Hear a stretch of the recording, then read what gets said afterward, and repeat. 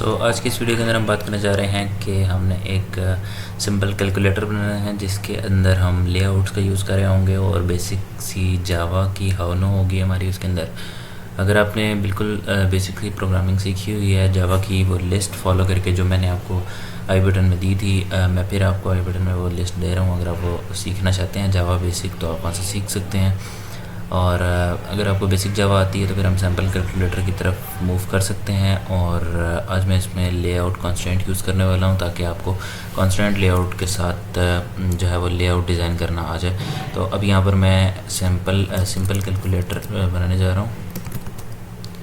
तो यहाँ पर मैं सिंपल एक एम्प्टी एक्टिविटी के अंदर मैंने सिंपल कैलकुलेटर बना लिया है और मैं इसको फिनिश करके प्रोजेक्ट को क्रिएट कर देता हूँ। तो ये लोडिंग हो रही है जी, तो लोडिंग कंप्लीट हो चुकी है। और अब यहाँ से हम जाते हैं लेआउट की तरफ। लेआउट को हम बनाएंगे, उसके ऊपर सिर्फ 2 फील्ड्स होंगी और देन बटन्स होंगे जो सब ऐड, सब्ट्रैक्ट और मल्टीप्लाई और डिवाइड करने के लिए हम रखेंगे।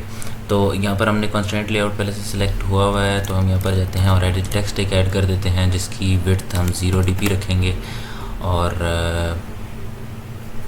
0 dp। देन इसकी जो हाइट है वो हम रैप कंटेंट रखेंगे ताकि जितना टेक्स्ट है उस पर आ जाए। और कंस्ट्रेंट विड्थ रखेंगे 0.45, इसका हम विड्थ रखेंगे परसेंटेज के हिसाब से ताकि स्क्रीन के ऊपर इतनी परसेंटेज की विड्थ इसकी होनी चाहिए। तो वो हमने सेटअप कर दिया। देन अब हमारे पास नेक्स्ट चीज़ है कि हमने इसके अंदर क्या हिंट देना है यूज़र को। तो हम यहाँ पे कुछ भी दे देते हैं 45.68 ताकि यूज़र को पता चले कि हम डबल के अंदर जा रहे हैं। डेसिमल 2 डेसिमल प्लेसेस तक हम इनपुट दे सकते हैं। ठीक है, तो ये हमने हिंट दे दी और उसके बाद हम इसकी एक आईडी दे देते हैं जिसका नाम होगा edt। एडिट टेक्स्ट है इसलिए val1। तो ये रूल है, जब भी आप वेरिएबल का नाम दे रहे हैं तो आपने पहले वर्ड की जो पहला करेक्टर है उसको छोटा और देन आगे जो है नेक्स्ट करेक्टर्स को बड़ा रखना है, नेक्स्ट वर्ड के करेक्टर को बड़ा रखना है। ठीक है, तो edt val1 हमने इसका नाम दे दिया है। और उसके बाद हम इसके ऊपर जो इनपुट टाइप हमने लेनी है वो हमने नंबर डेसिमल लेनी है। और उसके बाद इसकी ग्रेविटी को हम सेंटर कर देते हैं। देन हम इसको मार्जिन 5 dp का दे देते हैं, ओवरऑल मार्जिन तमाम साइड्स के साथ। और उसके बाद हम इसकी जो अलाइनमेंट है उसको सेट कर लेंगे। तो सबसे पहले हमें इसको मार्जिन टॉप करना है और मार्जिन लेफ़्ट करना है ताकि ये अलाइन लेफ़्ट करना है ताकि ये लेफ़्ट के साथ और टॉप के साथ जुड़ा रहे। और अब इसी को हम कॉपी कर लेंगे, कंट्रोल डी प्रेस करके हमने इसका डुप्लीकेट बना लिया है। कंट्रोल अल्ट प्लस एल करके हमने इस कोड को फॉर्मेट कर दिया है। और अब हम edt val2 की तरफ चले जाते हैं आईडी, और बाकी सब सेम है। और हमने जो constraint top and top of parent and start of parent, तो हम यहाँ पे constraint end to end of parent करना चाहते हैं। तो हम इस वाले एट्रीब्यूट को पहले यहाँ से डिलीट कर देते हैं सिंपली, और ड्रैग एंड ड्रॉप के थ्रू हम बाकी का काम करेंगे। ठीक है, तो ये अब हमारे पास देखेंगे ब्लर सब उसने क्रिएट कर दिया। तो अब यहाँ पर हमारे पास 2 डिफरेंट एट्रीब्यूट्स हैं, वो 2 डिफरेंट प्लेसेस पर आ चुके हैं। ठीक है, तो अब हम इसकी जो विड्थ है उसकी परसेंटेज को थोड़ा बढ़ा के 48 भी कर दें और इधर से भी 48 कर दें तो ठीक है, क्योंकि ये जो बाकी का 0.02 का फ़र्क आ रहा है वो 5 dp मार्जिन देने की वजह से आ रहा है। ठीक है, तो बाकी ये बिल्कुल एक्यूरेट हमारे पास लेआउट जो है वो क्रिएट हो गया है। हम यहाँ पे पहले एक बटन ऐड कर लेते हैं जिसकी विड्थ हम 0 dp ही रखेंगे और हाइट हम उसकी रैप कंटेंट रख देंगे। और टेक्स्ट में हम उसके ऐड का बटन रख देंगे। और बाकी हमने इसका आईडी देनी है और btn ऐड इसकी आईडी होगी। और बाकी इसकी अलाइनमेंट है, अलाइनमेंट को हम इसकी सेटअप कर देंगे विद दिस लाइक दिस। और इस तरह हमने इसकी अलाइनमेंट सेट कर दी है। अब इसको भी हम मार्जिन 5 dp का दे देते हैं, 5 dp। So control alt plus L format करने के लिए कोड को। और उसके बाद यहाँ पर अब हमारे पास btn ऐड जो है वो ऐड हो चुका है।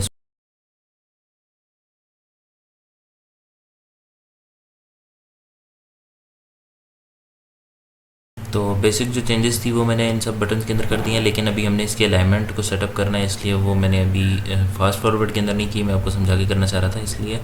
तो इन सब की जो मार्जिन स्टार्ट है वो हम पेरेंट से हटा देंगे और पेरेंट पे नहीं करेंगे।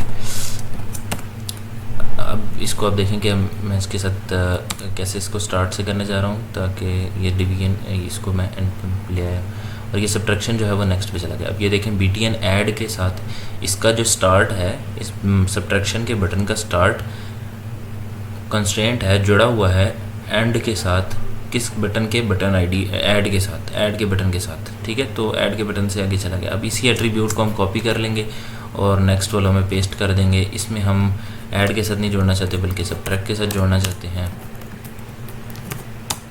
ठीक है। और नेक्स्ट में हम मल्टीप्लिकेशन वाले के साथ जोड़ेंगे। तो ये चीज़ है बस। इस तरह से वो हमारा लेआउट जो है वो क्रिएट हो चुका है। और इनकी जो विड्थ है हर बटन की, उसको हम दे देंगे कंस्ट्रेंट विड्थ परसेंटेज, जो कि हम दे देंगे 0.22, ठीक है।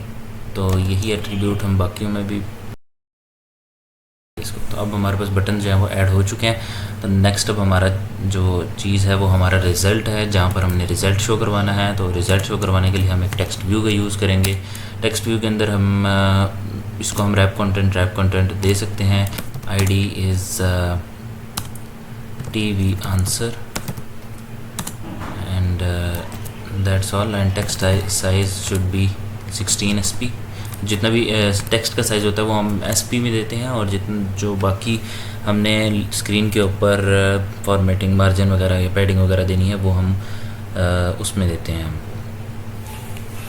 DP में। तो टेक्स्ट मैंने इसको 16 दे दिया, बल्कि हमने टेक्स्ट साइज़ देना है, और टेक्स्ट को हम इसको बाय डिफ़ॉल्ट दे देते हैं आंसर इज़ इक्वल टू।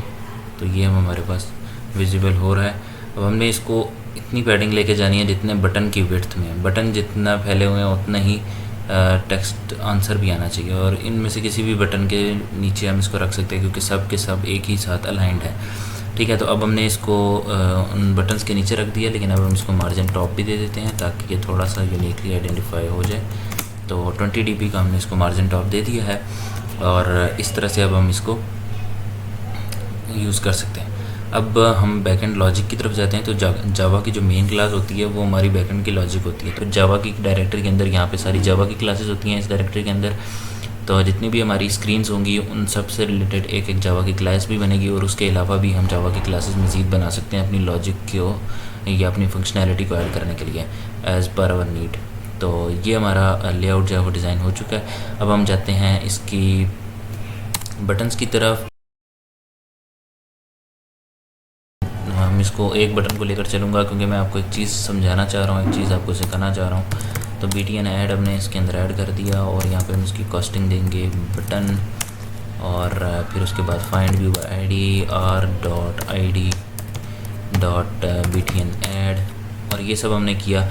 और अब जाके हम बटन को एक्सेस कर सकते हैं। हमने अपनी मेन जावा की क्लास के साथ मेन अपनी XML यानी अपनी स्क्रीन के डिज़ाइन को कनेक्ट कर दिया है। सिर्फ अभी हम इस पूरी स्क्रीन में सिर्फ बटन ऐड के फंक्शनैलिटी को हैंडल कर सकते हैं, बाकी कुछ भी फंक्शनल नहीं होगा, ठीक है। तो अब इसका एक और तरीका भी है जिससे हमें इतना सारा कोड नहीं लिखना पड़ेगा, बल्कि ख़ुद ब खुद ही हमारी जावा की क्लास जो है वो हमारी मेन XML फाइल के साथ कनेक्ट हो जाएगी, ठीक है। उसके लिए हमारे पास एक और तरीका है, वो ये है कि हमने अभी डायरेक्टरी के अंदर आपने आना है और ग्रेडल्स। तो जो ग्रेडल फाइल्स होती हैं वो हमारी ऐप के अंदर सारा जितनी भी डिपेंडेंसीज़ हमारे पास एडिड हैं, लाइब्रेरीज़ और SDKs जो भी हमारे पास ऐप के अंदर यूज़ हो रहे हैं, उन सब को मैनेज करती है, और हमारी पूरी ऐप का एक कंपाइल्ड वर्जन हमारी ग्रेडल से क्रिएट होता है। तो इसके अंदर अब हमने आके यहाँ पे क्या करना है कि बिल्ड फीचर्स का एक एट्रीब्यूट लिखना है, और उसके बाद हम इसके अंदर व्यू बाइंडिंग का एक एट्रीब्यूट डालेंगे और ट्रू। तो इस तरह से हमारा क्या होगा, हमने इसको सिंक कर देना है, यानी अपनी पूरी ऐप के अंदर इस चीज़ को ऐड कर देना है कि हम व्यू बाइंडिंग को यूज़ करना चाह रहे हैं अपनी ऐप के अंदर। तो अब हमने यहाँ पर आना है, और आने के बाद यहाँ पर हम क्या करेंगे, एक्टिविटी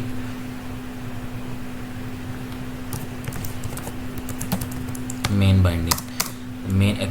बाइंडिंग पे यहाँ पर हमने क्लिक किया, और हमारी बाइंडिंग की एक्टिविटी जो है वो आ गई। अब इस जावा की क्लास के अंदर में बेसिकली क्या हो रहा है, ऑन क्रिएट की एक कॉल हो रही है और ऑन क्रिएट की कॉल जो है वो then on create save instance करती है, यानी हमारी स्क्रीन का पुराना इंस्टेंस को सेव करती है। देन सेट कंटेंट व्यू हमारी XML की फ़ाइल को साथ में अटैच कर देती है कि इस वाली फ़ाइल को हमने यूज़ करना है, लेकिन उस फाइल के अंदर से जो कंपोनेंट्स हम यूज़ करने जा रहे हैं वो अलग अलग हमें डिफ़ाइन करने पड़ते हैं। लाइक अभी पहले जिस तरह मैंने बटन ऐड का बटन जो है वो ऐड करके आपको दिखाया था, ठीक है, इस तरह हमें करना पड़ता है। लेकिन अब हम यहाँ पे क्या करते हैं, सेट कंटेंट व्यू को रिमूव कर देते हैं और यहाँ पे हम कहते हैं binding is equal to activity main binding is equal to activity main binding dot inflate. अब हम इसको इन्फ्लेट करना चाहते हैं उस लेआउट को जो हमारे मेन का लेआउट है, और ये चीज़ हमारे पास खुद ब खुद ऑटोमेटिकली जो है वो हमारे मेन के लेआउट को पिक कर लेगी, क्योंकि मेन के लेआउट के अंदर भी हमारी मेन एक्टिविटी का रेफरेंस मौजूद है। ठीक है, यहाँ पर देखें तो अब हमने क्या करना है, activity main binding dot get root, और रूट की जो स्क्रीन है वो हमने सेट कंटेंट व्यू में ऐड कर देनी है। उसके बाद मैं आपको नेक्स्ट वीडियो के अंदर एक्टिविटी की लाइफ साइकिल बताऊंगा, जिससे आपको ये ओवरराइड के मेथड के बारे में अच्छे से पता चल जाएगा। एक्टिविटी किस किस स्टेज से गुजरती है, तब जाके हमारे पास स्क्रीन विजिबल होती है, और विजिबल होने के बाद जब हम कोई भी एक्शन लेते हैं तो एक्टिविटी किस स्टेजेस से गुजरती है, तो वो सब हम अगली नेक्स्ट वीडियो के अंदर डिस्कस करेंगे, जिससे आपको जावा की क्लास के अंदर मज़ीद क्लैरिटी आपको मिल जाएगी। ठीक है, तो उससे पहले अब यहाँ पर हम जाते हैं और binding activity main binding dot BTN add. Then अब हमारे पास देखें BTN ऐड जो है वो डायरेक्टली हमारे पास ऐड हो चुका है। अब हम इसके ऊपर कोई भी क्लिक लिसनर ऐड कर सकते हैं। न्यू ऐड क्लिक लिसनर हमने किया, और उसके बाद हम यहाँ पे जाएंगे इफ़ बाइंडिंग डॉट मुझे आदत हुई हुई है एक्टिविटी मेन बाइंडिंग इस तरह सिर्फ वेरिएबल बाइंडिंग की, तो इसलिए मुझे थोड़ा सा इशू आ रहा है। मैं इसको चेंज कर लेता हूँ वेरिएबल के नेम को, तो इट्स नाउ ओके। तो if binding dot edt val1 dot gate text is greater than 0, अगर इसकी गेट टेक्स्ट की लेंथ जो है वो 0 से बड़ी है, और binding dot edt val2 dot gate text dot length, इसकी भी लेंथ 0 से बड़ी है, तो हम कैलकुलेशंस कर सकते हैं। ठीक है, तो अब हमने यहाँ पे डबल का एक वेरिएबल ले लिया, और हमने यहाँ पे कह दिया val1 is equal to double, क्योंकि हमारे पास जो भी इनपुट आ रही है लेआउट से वो स्ट्रिंग में आएगी, तो हमने उसको स्ट्रिंग से डबल में कन्वर्ट करना है। तो अब हम यहाँ पे जाएंगे binding dot edt val1 dot gate text, तो ये अब हमारे पास टेक्स्ट है, और उसके बाद हम इसको टू स्ट्रिंग का भी एट्रीब्यूट दे देते हैं, क्योंकि डबल जो है वो पार्स करने के लिए उसको स्ट्रिंग ही चाहिए, और वो इसका बिहेवियर अभी गेट नहीं कर पा रहा था गेट टेक्स्ट से, तो टू स्ट्रिंग करने से उसको पता चल गया कि यहाँ पर हमें स्ट्रिंग मिलने वाली है। तो val2 अब हम इसको एट्रीब्यूट दे देते हैं, और यहाँ से हम value2 से हम वैल्यू ले रहे हैं। एंड देन हमने क्या करना है कि binding dot tv answer dot set text, and set text के अंदर हम क्या करेंगे, answer is spelling mistake, answer is, और हम यहाँ पे आप कॉन्केटिनेट कर देंगे अपने आंसर को, और आंसर हमारा है val1 प्लस val2। ठीक है, तो अब हमने यहाँ पे अपना आंसर जो है वो बाइंड कर दिया। इसी तरह ही हम बाइंडिंग डॉट ऐड के लिए हमने बनाया है, और इसी तरह हम बाकी के 4 बटन्स के लिए भी यही फंक्शनैलिटी ऐड कर देंगे। BTN ऐड के लिए हमने किया, और BTN सब्ट्रैक्शन के लिए अब हम क्या करेंगे कि सब्ट्रैक्शन के लिए सब्ट्रैक्ट कर देंगे, मल्टीप्लिकेशन के लिए BTN मल्टीप्लिकेशन के लिए हम इसको मल्टीप्लाई कर देंगे, एंड देन डिवीजन के अंदर हम एक चीज़ का कंडीशन ऐड करेंगे ताकि हम किसी एक्सेप्शन से बच सकें। तो इस एक्सेप्शन से बचने के लिए मैं यहाँ पर करूँगा कि if val1 is greater than val2 then divide val1 by val2, otherwise do the opposite। यहाँ पर हम कॉपी करेंगे और else के अंदर जाके इस चीज़ को चेंज कर देंगे, val1 डिवाइडेड बाई val2, और otherwise val2 divided by val1। So that's all for the logic and the main layout. Now we will connect our device and run that.